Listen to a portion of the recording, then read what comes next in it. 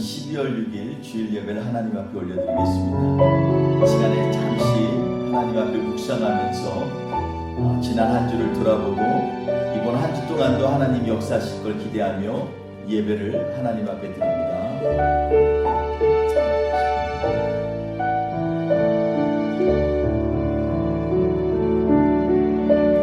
우리 이 시간에 사랑의 열매라는 곡으로 하나님 앞에서 우리 서로를 향해서 축복하며 나아가기 원합니다. 우리 다 같이 일어나서 같이 서로 축복하겠습니다.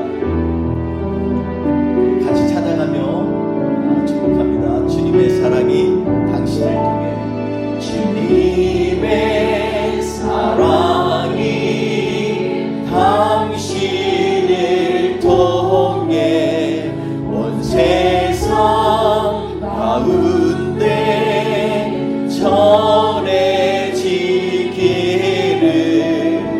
주님은 너무 당신이 가지니 사랑의 열매 맺길 축복해요.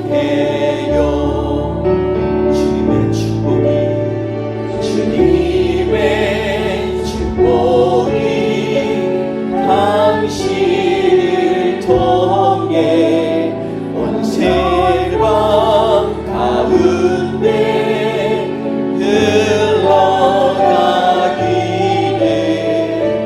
주님은 너무 당신은 가지니 사랑의 열매 맺길 축복해. 우리 한 번만 더 찬양해 보겠습니다. 주님의 사랑이, 주님의 사랑이 당신을 통해 온 세상 가운데 전해지기를, 주님은 너무 당신은 가지니 사랑의 열매 맺길 축복해요. 주님의 축복이, 주님의 축복이 당신을 통해 온 열방 가운데 흘러가기를, 주님은 너무 당신은 가지니 사랑의 열매 맺길 축복해요.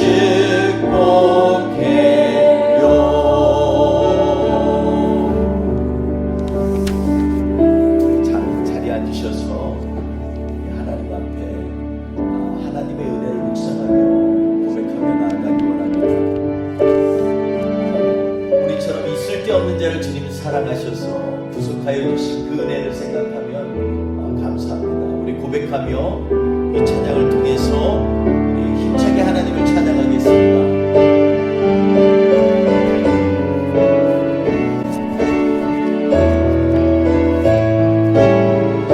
하나님의 은혜로, 하나님의 은혜로 있을 데 없는 자 왜 그 속하여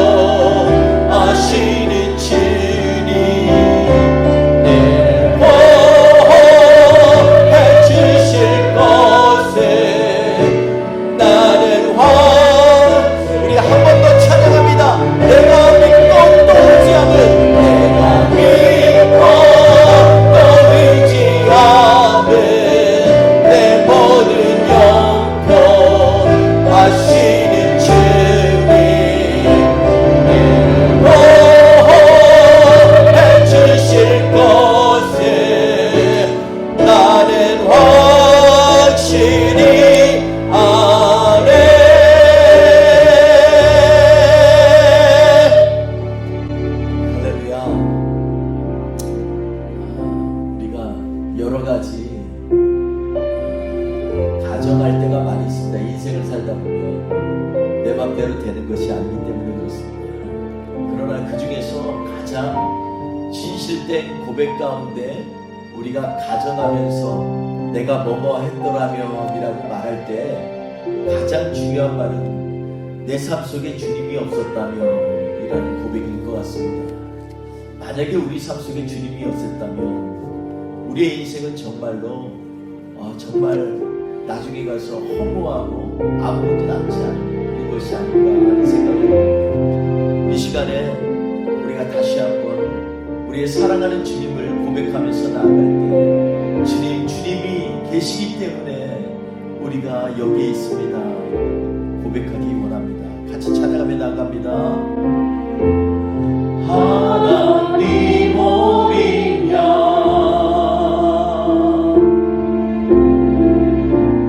내 죄 위에 죽으신 그 사랑이라요 내가 다시 살네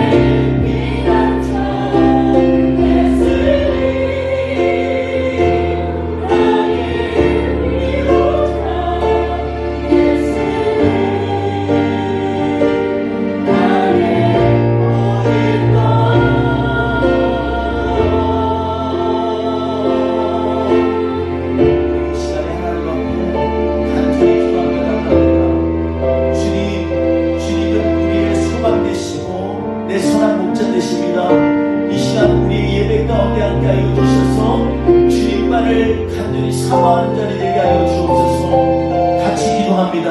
할렐루야. 하나님 아버지 감사합니다.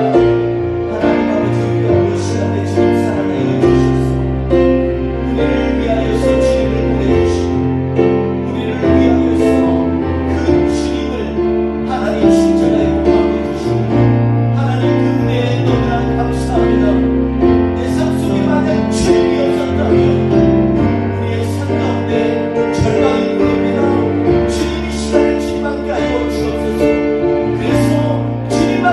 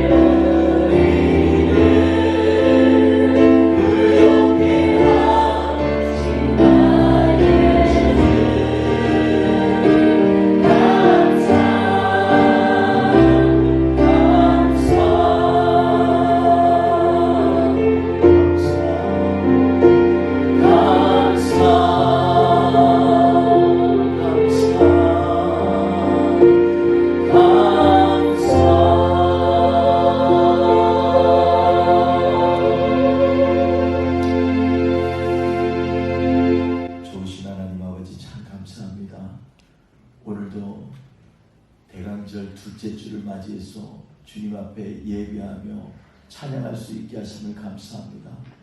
오늘도 우리의 심령 가운데 다시 한번 주님을 만나는 시간 되게 하여 주시고, 하나님 이 땅에 수많은 사람들이 질병 때문에, 코로나 바이러스 때문에 고통받고 신음하고 있습니다. 주님, 긍휼이 많으신 주님, 오늘도 이 땅에 그 불쌍한 영혼들을 향하여 찾아가 주셔서 위로하여 주시고 만나 주시고, 그리고 하나님 그 가운데 세임을 허락하여 주시옵소서. 오늘도 하나님 예배 가운데 주님만이 영광받아 주옵소서. 예수님의 이름으로 기도했습니다. 아멘. 우리 사도신경으로 신앙 고백하시겠습니다. 나는 전능하신 아버지 하나님 천주의 창조주를 믿습니다. 나는 그의 유일하신 아들 우리 주 예수 그리스도를 믿습니다. 그는 성령으로 잉태되어 동정녀 마리아에게서 나시고 본디오 빌라도에게 고난을 받아 십자가에 못 박혀 죽으시고 장사한 뒤 사흘 만에 죽은 자 가운데서 다시 살아나셨으며 하늘에 오르시어 전능하신 아버지 하나님 우편에 앉아 계시다가 거기로부터 살아있는 자와 죽은 자를 심판하러 오십니다. 나는 성령을 믿으며 거룩한 공교회와 성도의 교제와 죄를 용서받는 것과 몸의 부활과 영생을 믿습니다. 아멘. 우리 찬송가 120장 오 베들레헴 작은 볼 함께 찬양하시겠습니다.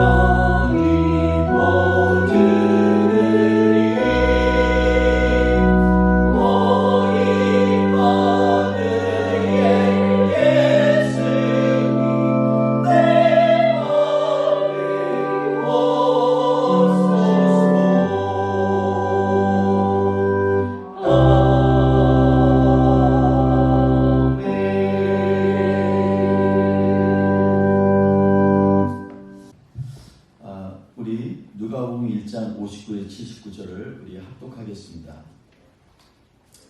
같이 봉독합니다. 8일이 되매 아이를 할례하러 와서 그 아버지의 이름을 따라 사가랴라 하고자 하더니 그 어머니가 대답하여 이르되 아니라 요한이라 할 것이라 하매 그들이 이르되 내 친족 중에 이 이름으로 이름한 이가 없다 하고 그의 아버지께 멈칫하여 무엇으로 이름을 지으려 하는가 물으니 그가 서판을 달라하여 그 이름을 요한이라 쓰매 다 놀랍게 여기더라.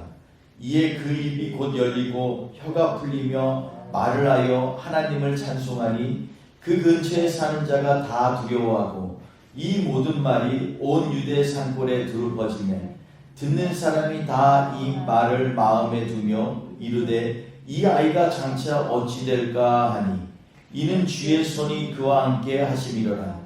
그 부친 사가랴가 성령의 충만함을 받아 예언하여 이르되 찬송하리로다 주 이스라엘의 하나님이여 그 백성을 돌보사 속량하시며 우리를 위하여 구원의 뿔을 그 종 다윗의 집에 일으키셨으니 이것은 주께서 예로부터 거룩한 선지자의 입으로 말씀하신 바와 같이 우리 원수에게서와 우리를 미워하는 모든 자의 손에서 구원하시는 일이라.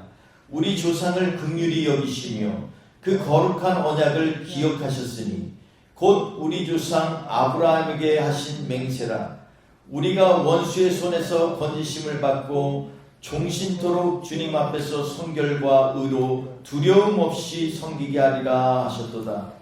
이 아이여 내가 지극히 높으신 이의 선지자라 일컬음을 받고 주 앞에 앞서가서 그 길을 준비하여 주의 백성에게 그 죄사함으로 말미암는 구원을 알게 하리니 이는 우리 하나님의 긍휼로 인함이라. 이로써 돋는 해가 위로부터 우리에게 임하여 어둠과 죽음의 그늘에 앉은 자에게 비치고 우리 발을 평강의 길로 인도하시리로다 하니라. 아멘. 오늘 말씀 가운데서 우리가 긍휼히 여기시는 하나님, 제목이 긍휼히 여기시는, 긍휼히 여기시는 하나님이란 제목으로 같이 하나님의 말씀을 나누도록 하겠습니다. 오늘은 대강절 두 번째 주일을 맞이했습니다. 그래서 우리가 긍휼히 여기시는 하나님의 마음에 관하여 말씀을 나누도록 하겠습니다.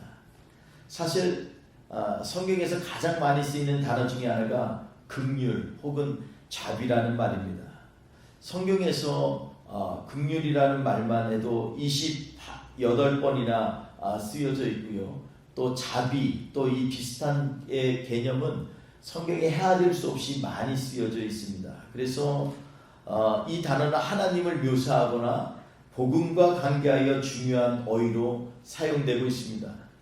안타까운 것은 그럼에도 불구하고 긍휼이라는 어휘가 나타내는 의미를 정확히 이해하는 사람들이 많지 않다라는 것입니다.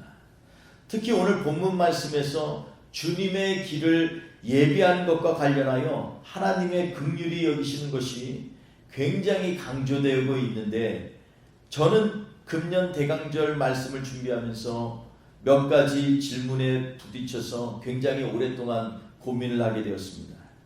왜 하나님은 주의 길을 예비하는 자로 제사장 사가랴의 아들을 준비하셨고, 왜 꼭 그 이름이 요한이라고 가브리엘 천사를 통해서 알려주셨을까? 다른 이름이면 안 될까? 특히 사가랴 제사장 집안은 소위 말하면, 우리로 말하면 뼈대 있는 집안입니다. 그 집안에 다 이름이 이미 어느 정도 쓰는 이름이 있습니다.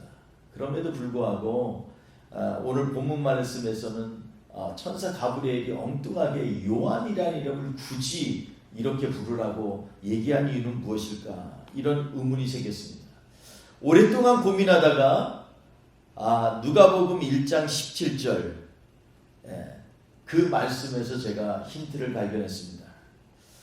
누가복음 1장 17절 말씀을 우리 같이 한번 봉독해 볼까요? 자, 우리 PPT로 나와 있는데 함께 봉독합니다. 시작. 그가 또 엘리야의 심령과 능력으로 주 앞에 먼저 와서 아버지의 마음을 자식에게, 거스리는 자를 의인의 슬기에 돌아오게 하고 주를 위하여 세운 백성을 준비하리라. 아멘. 이것이 바로 요한 사도가 앞으로 해야 될 사역에 대해서 설명해 놓은 것입니다. 세례 요한이 이 얘기를, 이것을 갖다가 왜 이것을 가브리엘 천사가 이렇게 미리 알려주었을까? 우리가 이것을 묵상하면서 왜 이랬는지에 대해서 우리가 알게 됩니다. 엘리야는요, 여기서 나오는 엘리야의 심령과 능력이다 그랬는데, 성경에 보면 제자들이 나중에 얘기합니다. 주가 오시기 전에 엘리야가 분명히 온다고 했는데 주님, 그가 언제 옵니까? 그러니까 예수님께서 말씀하시죠. 이미 왔다. 너희가 알지 못해서 그러는 건데 이미 왔다 하면서 세례 요한을 가리켜서 엘리야라고 말씀하시는 것을 우리는 성경을 통해서 알 수가 있습니다. 엘리야는 한마디로 말하면 엘리야의 특징은 열심히 특심인 사람입니다. 그는요, 하나님의 일이라면 물불을 가리지 않고 정말 뜨겁게 최선을 다하여 열정적으로 목숨을 다해서 일을 했던 사람이 바로 엘리야입니다. 그래서 하나님께서는 그에게 엄청난 능력을 부어주셨습니다. 세례 요한도 그런 사람입니다. 그런데 세례 요한이 주의 길을 준비하는 것에 대해서 17절 후반절에 세 가지로 정리하여 말씀을 하고 있는 것입니다. 첫째는 아버지의 마음을 자식에게 전하여 주는 일을 그 위하여 준비시킨 사람이라는 것입니다. 그리고 둘째로는 거스르는 자를 의인의 슬기, 다시 말해서 지혜로 돌아오게 하는 자라는 것입니다. 그리고 셋째로는 주를 위하여 세운 백성을 준비하는 사람으로 묘사되고 있습니다. 이 모든 것을 충족하면서도 함축하여 표현하는 개념이 바로 긍휼하심이라는 것입니다. 아버지의 마음의 제일 우선은 바로 긍휼히 여기는 것입니다. 자식이 설령 미운 짓을 하고 잘못하여도 그때는 화가 나지만 아비의 마음은 치근하게 자식을 보는 것입니다. 용서해 주는 마음입니다. 아비의 눈에는 자식이 마냥 사랑스럽게 보이는 것입니다. 물론 요즘 세대에는 수많은 부모와 자식들이 불화하여서 평생 보지도 않고 사는 그런 원수와 같이 지내는 사람들도 사실 간간히 있긴 합니다만, 우리 하늘에 계신 우리 하나님 아버지는요, 긍휼이 많으신 분이라는 것입니다. 시편 145편 8절에 보면 여호와는 은혜로우시며 자비하시며 노하시기를 더디하시며 인자하심이 크시도다, 이렇게 선포하며 고백하고 있습니다. 베드로 사도도 베드로전서 1장 3절에 성도들에게 문안하면서 가장 강조한 말씀이 뭐냐면, 하나님의 많으신 긍휼대로, 하나님의 많으신 긍휼대로 예수 그리스도를 죽은 자 가운데서 부활하게 하심으로 라고 거듭 하나님의 긍휼하심을 강조하면서 예수 그리스도의 죽으심, 우리를 위하여 이 죽으심의 전제가 뭐냐면 하나님의 긍휼이 많으십니다 라고 말씀하고 있는 것입니다. 또한 두 번째, 오늘 본문에서 17절에서 말한 것처럼 거스르는 자는 의인의 슬기 혹은 지혜에서 스스로 돌아오는 것은요, 이것은 사실은 불가능합니다. 왜냐하면 거스르는 자가 하나님을 거스르고 부모에게 거역하는 사람이 의인이 될 수 없기 때문입니다.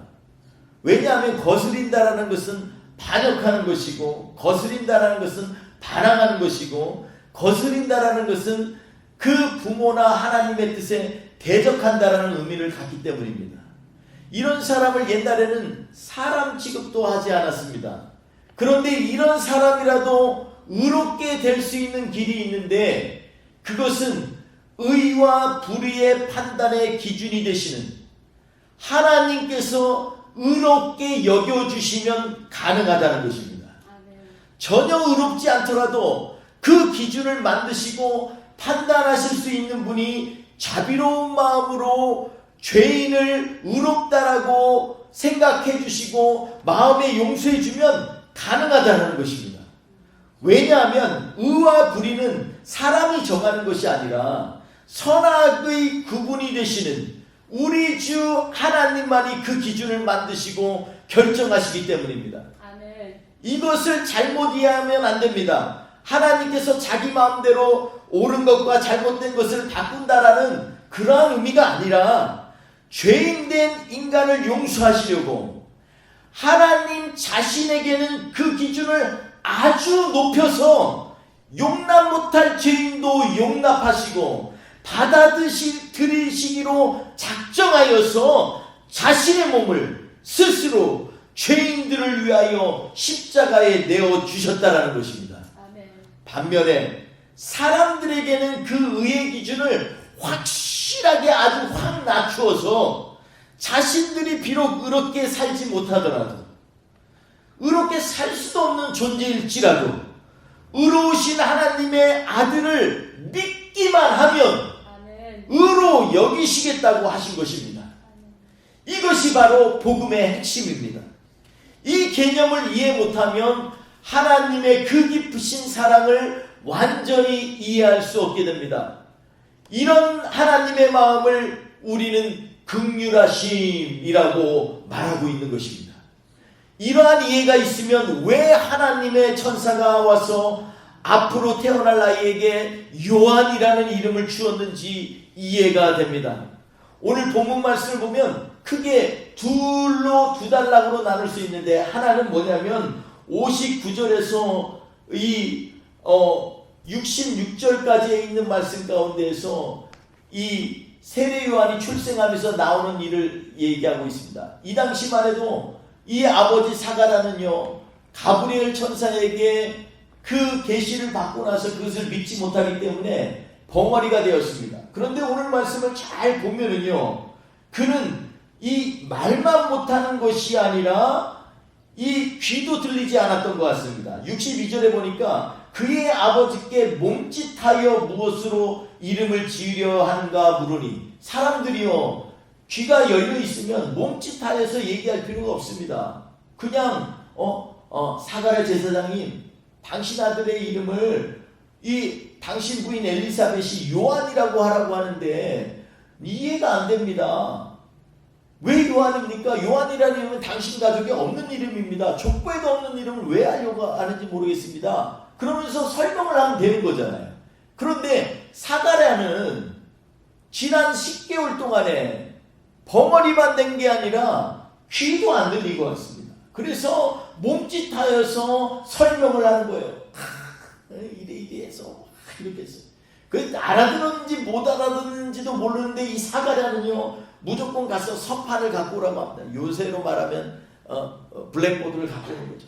갖고 와서 거기다가 이름을 쓰기 시작합니다. 그런데 원래 본문에 보면 이 말씀이 이 요한이라 씀에 이렇게 63절에 나와 있지만 원래 말씀에 뭐냐면 이 그라펜 로곤이라는 말로 해서 말하면서 썼다라고 되어 있습니다. 그러니까 쓰면서 그냥 한 게 아니라 말로 한 거예요. 그러면서 그 발음의 히브리식으로 얘기를 하면은 이게 요카난 이건데 이것이 벙어리인데 그걸 갖다 기 쓰면서 실판에다 쓰면서 사람들에게 보이면서 얘기를 하는 것이, 내 아들 이름은 사가랴라고 하지 말고 요카난 이러면서 그 이름을 얘기를 하는 거예요. 근데 놀라운 것은 그렇게 얘기할 때 그 혀가 풀려서 말을 하기 시작했다는 것입니다. 그래서 모든 사람들이 두려워하면서 아니 어떻게 10개월 동안 귀도 안 들리고 말도 못하는, 그래서 제사장으로서 완전히 이제 폐인이 되고 직장도 쫓겨나게 된 그런 제사장, 말만 제사장이지 이젠 쓸데없는 폐기된 제사장이 갑자기 자기 아들의 이름을 쓰면서 귀가 들리고 혀가 풀려서 말을 하기 시작했다는 것입니다. 이 얘기가 산골에 두루 퍼져서 모든 사람들이 두려워하면서 장차 이 아이가 앞으로 어떻게 될 것인가 이것을 갖다가 주의해 봤다라고 얘기하고 있습니다. 그 이후의 단락은 바로 혀가 풀려서 이 사가랴가 성령 충만하여 세례 요한 자기 자식의 앞으로 해야 될 일과 그가 준비하는 우리 주 예수님에 대하여서 성령 충만하여 예언한 장면이 쭉 나오는 것입니다. 여러분, 요한의 히브리어식 뜻과 발음은요, 하나님은 긍휼하시다 혹은 하나님은 자비로우시다는 뜻의 유한함이라고 합니다. 이렇게 되면 오늘 본문 말씀이 아주 쫙 풀리게 되죠. 긍휼하심에 대해서 지금 얘기를 하면서 하나님이 긍휼하시다 혹은 하나님이 자비로우시다는 뜻의 자기 아들의 이름을 왜 천사가 주었는지에 대해서 우리는 이해가 되기 시작합니다. 그리고 주님의 길을 예배하는 요한과 주님이신 예수님의 이름을 합하면 히브리어로 하면 요하난 제슈아, 이런 말은 뭐냐면 그 뜻이 여호와는 긍휼하셔서 우리를 구원하신다 라고 해석할 수 있다는 것입니다. 게다가 오늘 본문 말씀의 핵심 구절은요, 모두 하나님의 긍휼이 강조되어 있습니다. 72절에 보면 우리를 원수의 손에서 구원하시는 이유가 바로 하나님께서 긍휼히 여기셨기 때문이라는 것입니다. 좀 더 본문에 충실하게 번역해보면 긍휼히 여기신 게 아니라 긍휼을 행하셨다라고 되어 있습니다. 68절 69절 말씀을 자세히 보면 이 말이 무슨 뜻인지 알 수 있습니다. 긍휼을 행하셨다라는 의미는 뭐냐면 첫 번째, 그 백성을 돌보사 속량하시며 라고 69절에 써 있습니다. 그렇게 긍휼을 행하셨다는 것을 풀었었는데 돌아보시는 것, 즉 무엇이 잘못된 것은 없는지 혹은 어떻게 지내는지 관찰하는 것, 그리고 어려움이나 죄로부터 구원하시는 것, 그리고 하나님의 백성답게 세우는 것 등을 68절 69절에서 말씀하고 있습니다. 그러므로 긍휼을 행하시는 것은 무조건 봐주는 것이나 죄를 숨겨주고 그냥 넘어가는 것이 긍휼이 아니라는 것입니다. 오히려 죄를 짓지 않도록 돌보시고 잘못된 것이 있으면 교정하고 하나님의 자녀로 성장하도록 바르게 세우는 행위를 의미하는 것입니다. 이것이 바로 적극적인 의미에서의 긍휼을 행하시는 하나님을 말씀하는 것입니다. 그래서 거룩한 언약을 맺으시고 기억하시는 것입니다. 반면에 78절에 언급하는 하나님의 긍휼이라는 말은요, 긍휼한 마음을 뜻하는 것으로서 죄사함으로 말미암는 구원을 주시려는 하나님의 의지와 마음을 내포하고 있습니다. 논리적으로 여러분, 죄사함이란 말은 말이 안 됩니다. 어떻게 죄가 사해질 수 있습니까? 사람이 죄를 졌는데 그 죄를 어떻게 인간의 생각으로 논리적으로 그걸 없앨 수 있냔 말입니까? 하나님께 더군다나 지은 죄에 대하여는 사심을 얻는 것은 정말로 불가능합니다. 왜냐하면 죄를 짓는다는 것은 하나님과의 관계를 무너뜨리는 것을 의미하고 다시 회복될 수 없는 상태이기 때문입니다.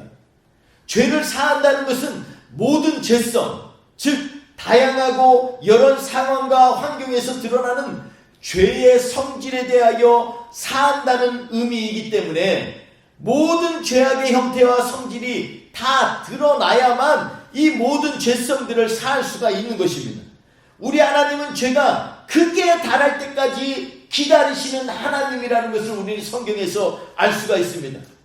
죄가 간영할 때까지 그 심판을 미루시는 하나님이라는 것입니다.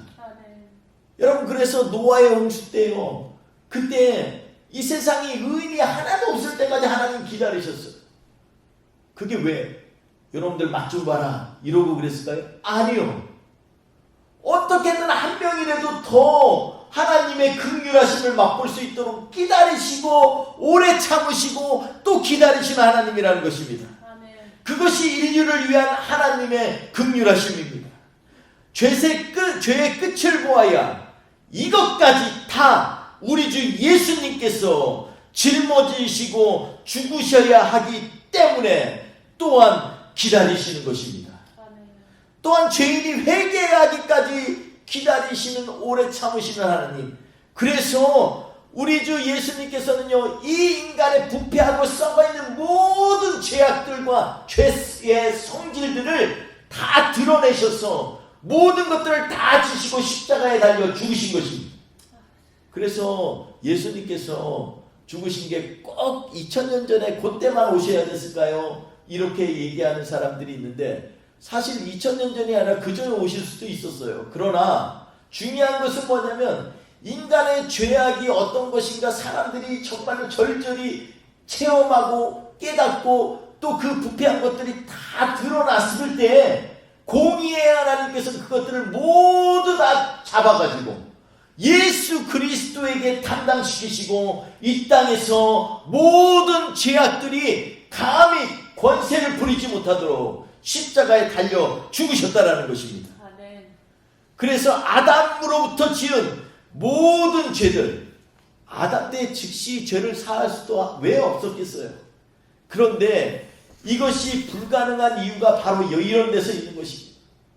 예수님께서는 죄 한 가지만이 아니라 죄가 일어나면서 갖게 되는 모든 성질들까지도 모든 것들을 다 십자가에서 못 박아서 철저하게 그 권세를 물리치시고 이제는 누구든지 예수 그리스도를 믿음으로 주님 나의 죄를 용서하여 주시옵소서 이렇게 고백하는 자마다 구원을 받도록 하나님께서는 이 일을 성취하신 것입니다.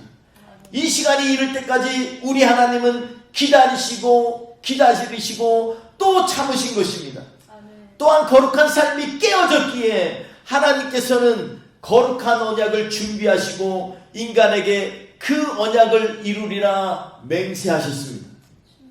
이 거룩한 언약은 하나님으로부터 온 것이기에 이 세상에서 유일하게 완전한 것입니다. 여러분 율법도 하나님으로부터 온 거죠. 그러나 율법은 단지 하나님의 온전함을 보여주는 것뿐입니다. 그래서 율법을 갈라디아서에서는 몽학선생이라고 하지 않습니까? 앞에서 단지 이 하나님을 보여주는 것일 뿐입니다. 실체가 아닙니다. 그래서 우리는 율법이 아니라 거룩한 언약을 붙잡고 살아야만 합니다. 사실 하나님과의 언약도 인간이 파괴했기 때문에 실제로 우리에게 남아있는 것은 하나도 없습니다.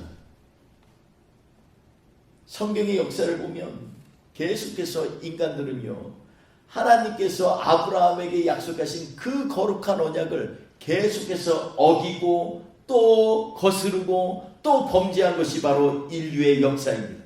그럼에도 불구하고 하나님께서는 이 거룩한 언약을 오늘 본문 말씀 보니까 기억하셨다라고 말씀하고 있습니다.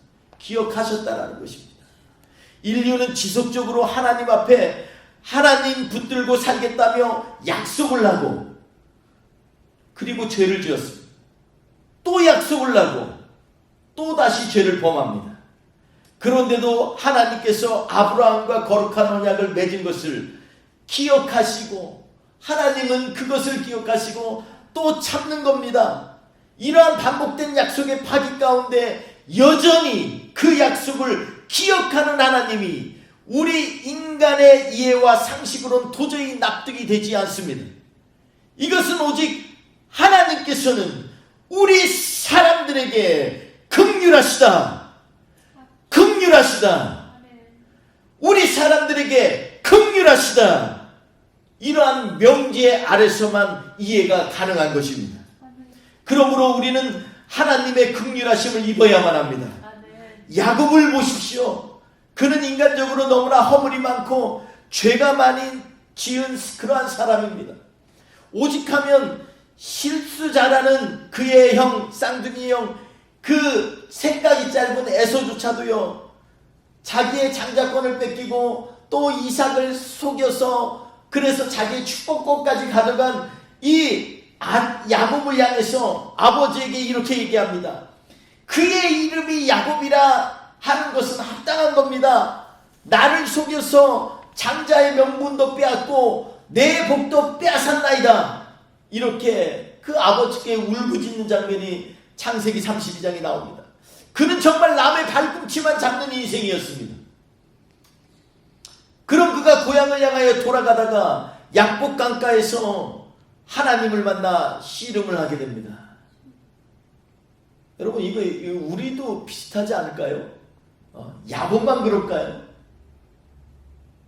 우리도 툭하면 나의 유익을 위해서, 나의 명예를 위해서, 나를 증명하기 위해서 다른 사람들을 내려앉고 비하하고 욕하는 경우도 많이 있지 않습니까?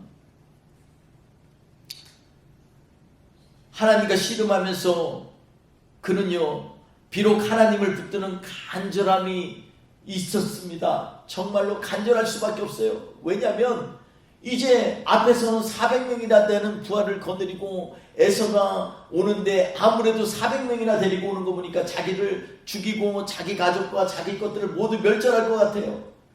그래서 그는 간절히 기도하면서 하나님과 만나 씨름하는 그러한 장면이 성경에 나옵니다. 이제껏 다른 이들의 발꿈치만 잡으려 했던 야곱이 여기서는 하나님의 이름을 붙잡으려 안간힘을 쓰는 것을 우리가 보게 됩니다. 창세기 32장 26절에 보면 야곱이 하나님께 나를 축복하지 않으면 절대 안 놓겠습니다, 이렇게 고백합니다. 동이 틀 때까지 씨름을 하는데 끝까지 잠이 옴에도 불구하고 힘듦에도 불구하고 끝까지 하나님 붙들고 하나님 도와주세요, 살려주세요, 복 주세요, 이렇게 간구하던 이 야곱을 하나님은 못 부리칩니다. 하도 졸르니까 환도뼈를 쳐가지고 이 골절을 당하기까지 했는데도 끝까지 놓지 않고 간절히 기도하니까 하나님께서 말씀합니다. 내 이름이 뭐냐? 제 이름이 야곱입니다. 그래, 이제는 다시는 그 이름으로 너를 부르지 아니하리라. 이제부터 너를 이스라엘이라 하리라, 이렇게 얘기합니다. 그랬는데 놀라운 것은 29절에 보니까 하나님이 부르신 것처럼 자기도 물어요. 하나님, 그러면 당신의 이름을 알려주소서. 하나님께서 말씀하십니다. 어찌하여 내 이름을 묻느냐? 그렇게 말씀하셨습니다. 여기 보니까 그렇다면 하나님께서 이 시간에 자신의 이름을 말씀해 주셨을까요? 아니면 그냥 떠나셨을까요? 퀴즈입니다. 말씀해 주셨을까요? 안 해 주셨을까요? 어찌하여 내 이름을 묻느냐?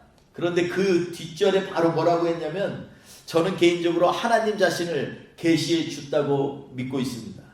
아니고서는 그 바로 뒷절에 그를 축복하셨다라는 말이 있을 리가 없습니다.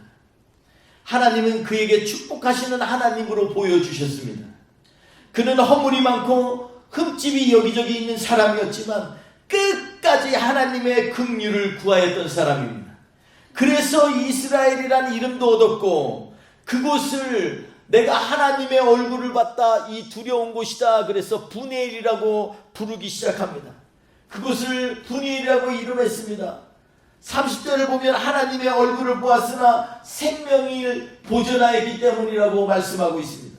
그러므로 우리도 야곱처럼 세례 요한처럼 하나님의 긍휼을 구하여야만 합니다. 오늘 본문 전체에 하나님의 긍휼이 흐르고 있음을 우리는 깨달아야만 합니다. 우리 인생에 하나님의 긍휼이 없었더라면 지금 이 예배의 자리에 우리가 서 있을 수 있겠습니까? 주의 종이 하나님의 긍휼을 체험하지 못하면서 제대로 성도들에게 하나님의 은혜를 나눌 수 있겠습니까? 성도들은 하나님의 은혜와 긍휼하심으로 부르심을 받을 때에 비로소 하나님의 길을 함께 예배하는 자리에 설 수가 있게 됩니다. 또한 하나님으로부터 죄사함을 받는 것도 오직 긍휼을 여김을 받을 때에만 가능한 것입니다.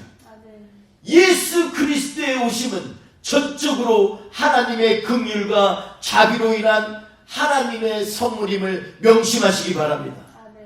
그 하나님께서 오늘도 우리 안에 긍휼을 행하시고 우리를 죄악으로부터 건져내실 그러한 주님으로 우리 한 사람 한 사람에게 임하시기를 주님의 이름으로 간절히 축원드립니다. 우리 기도하겠습니다.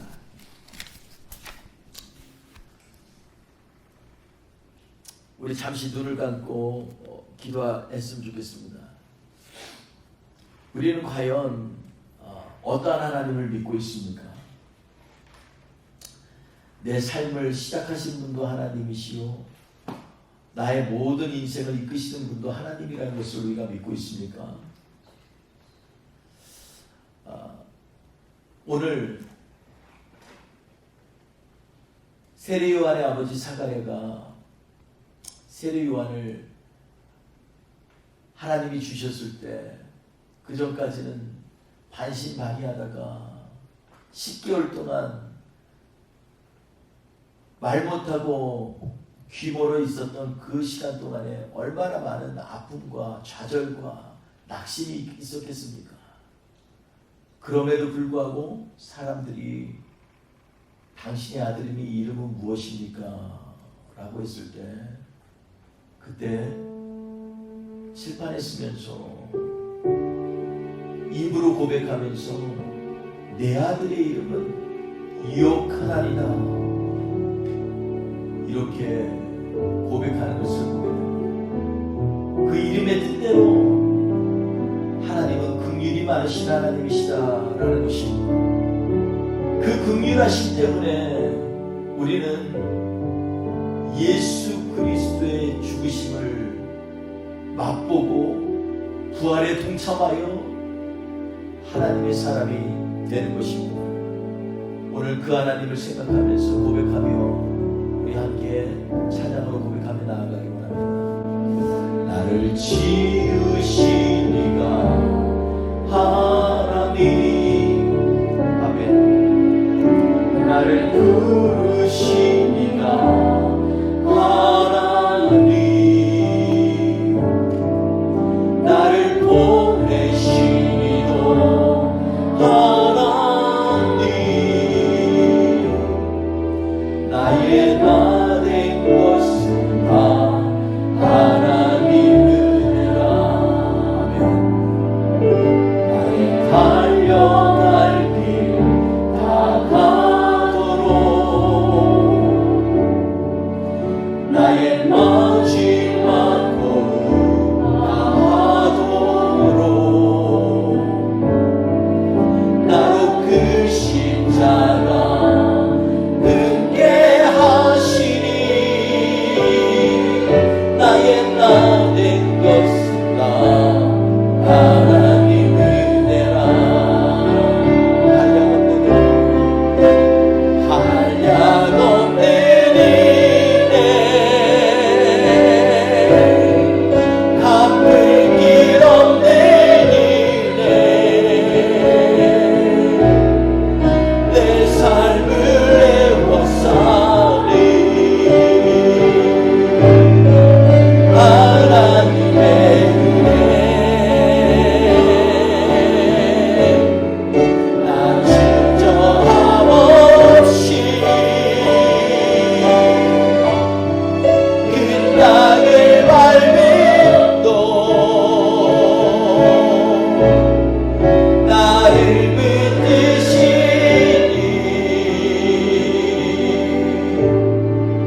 하나님의 은혜. 사랑하는 성도 여러분,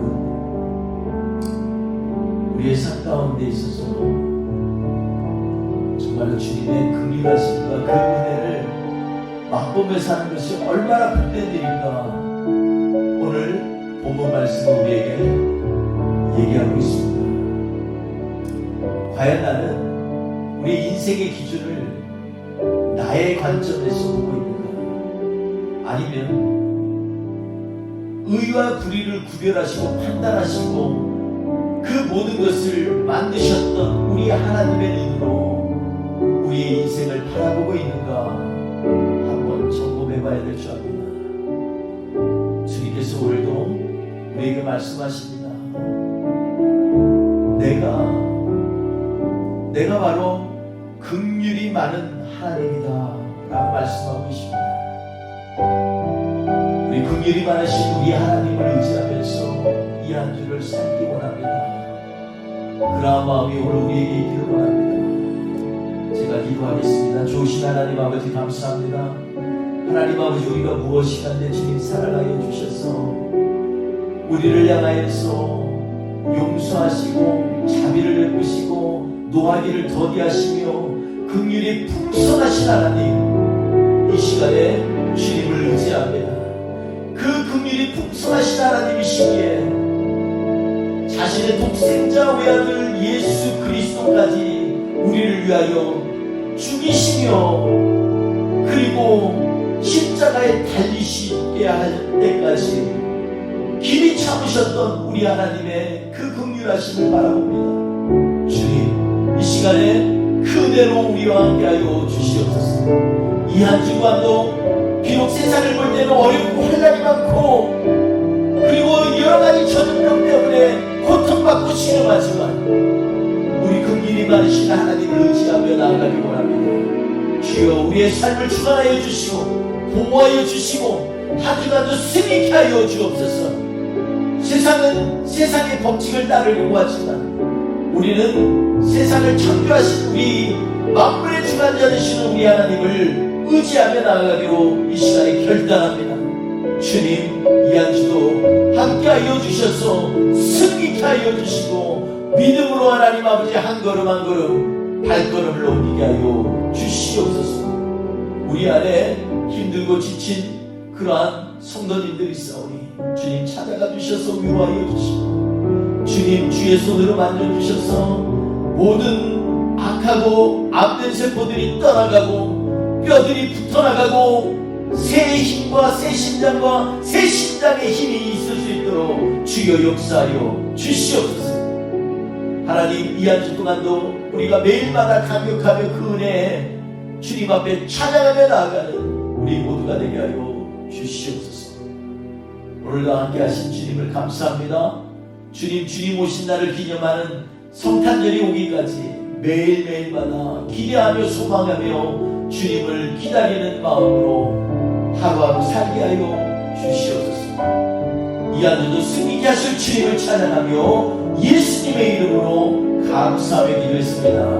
아멘. 지금은 우리 주 예수 그리스도의 은혜와 아버지 하나님의 크신 사랑하심과 성령님의 동행하시고 능력으로 함께하시고 이 시간에 하나님 앞에 간절히 사모하는 마음으로 하나님 긍휼의 하나님으로 우리 가운데 역사하시기를 임하는 기대하는 우리 모든 성도님 머리 위에 그리고 애틀란타의 잃어버린 영혼들을 위해 전세계에 아파하고 신음하는 불쌍한 영혼들을 위해 지금부터 영원토록 함께 없시기를 간절히 축원하옵나이다.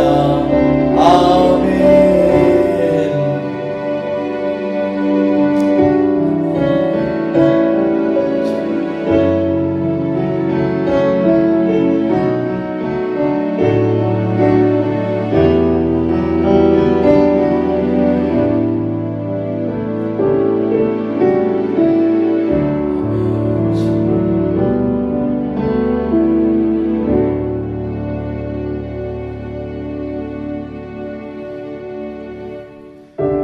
좌와 뒤로 우리 고백하겠습니다. 긍휼이 많으신 하나님이 함께 하시기 원합니다.